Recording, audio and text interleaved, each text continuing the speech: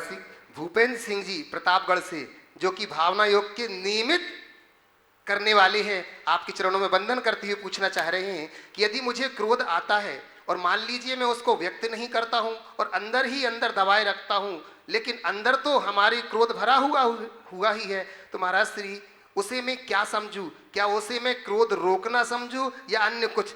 हमें समाधान दीजिए। देखिए, क्रोध को रोकना अच्छा है, पर केवल रोक कर रखना अच्छा नहीं।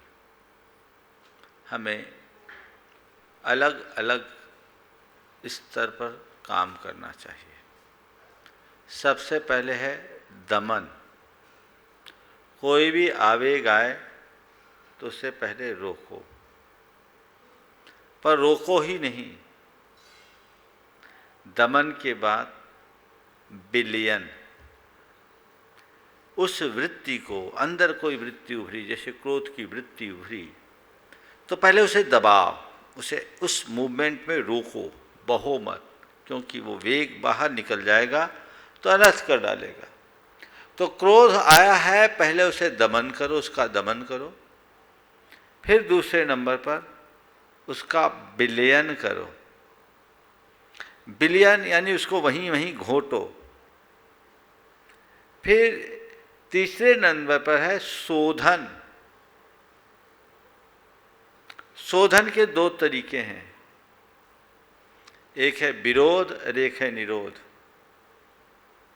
हम अपने मन में कुछ ऐसी फीलिंग देना शुरू करें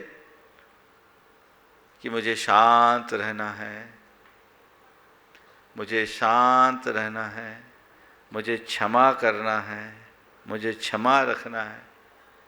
इस तरह की भावनाएं अपने मन में डालें तो वो हमारी इस वृत्ति का शोधन होगा। और चौथे स्तर पर है मार्गांतरीकरण। हम अपने मन को कहीं और लगा दें तो अंदर का गुस्सा अंदर ही खत्म हो जाएगा। कई बार लोग मजबूरीवश अपने क्रोध को दबाते हैं। दबाते हैं कि नहीं दबाते? बहुत बार दबाना पड़ता है कि कोई ऐसे व्यक्ति के साथ पाला पड़ जाए जो आपको आपके अनुकूल न दिखता हो, और उस समय जैसे मान लीजिए ऑफिस में आपका कोई बॉस है, वो आपको झाड़ लगा रहा है और आप नीचे गर्दन करके चुपचाप सुन रहे हैं, जी सर सर सर सर, इसके अलावा कुछ नहीं। क्या उसकी बातें मीठी लग रही है? क्या हो रहा है? उसके वचनों में प्यार उमड़ रहा है? महाराज अंदर तो गुबार है, लेकिन हमारा विवेक उसे रोक रखा है।